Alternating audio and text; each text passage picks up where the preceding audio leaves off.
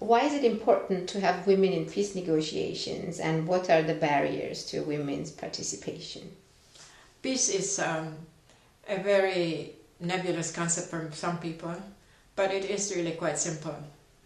Peace is a product, but it's also a process of increasing connectors and decreasing dividers so that development can occur. Now, if that is our definition of peace, gender equality will improve peace quality and development outcomes. Why do I say that? Because women are connectors in many cases. On the ground, in their homes, in their communities, they are connectors.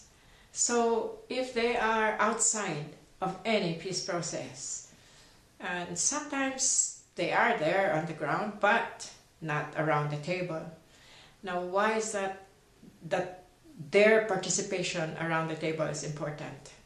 Because when peace is discussed, it has to be discussed in the context of people's lives and in the context of what is sustainable and durable.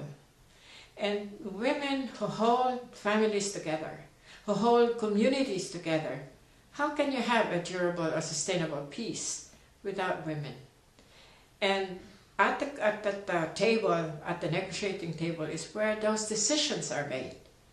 And without the voices of women, and therefore without the expertise and experience of women, how can peace be durable? How can peace be sustainable at all? So to me, you ask me what are the barriers to women's participation. So why aren't women there if they're so important? Where I see three barriers. One is conceptual. The peace negotiations are supposed to end war. If peace negotiations are to end war, women are not war actors. And therefore, that's why they aren't there. But if we change the concept to peace negotiations are about ending war and building peace, would women have a chance? They certainly would. Because building peace means that women will have to be there. So the conceptual barrier is a formidable barrier because we never think of it as a barrier, but it is.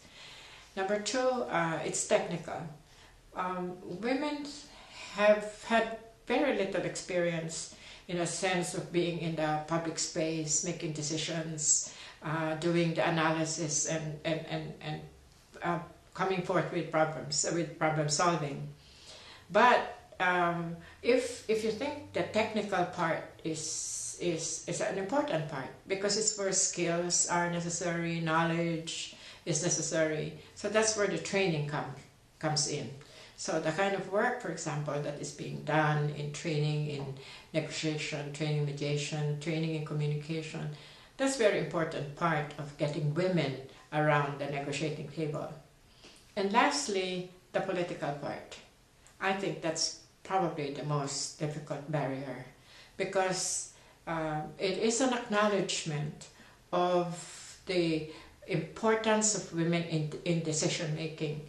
And I'm sorry to say that in many of our decision-making circles, it is very difficult for men, especially because it's generally men who are in decision-making positions, to acknowledge that women have the capacity, have the agency, and have the organization in order to create that political will that is necessary for them to be part of the decision-making at the peace negotiation table.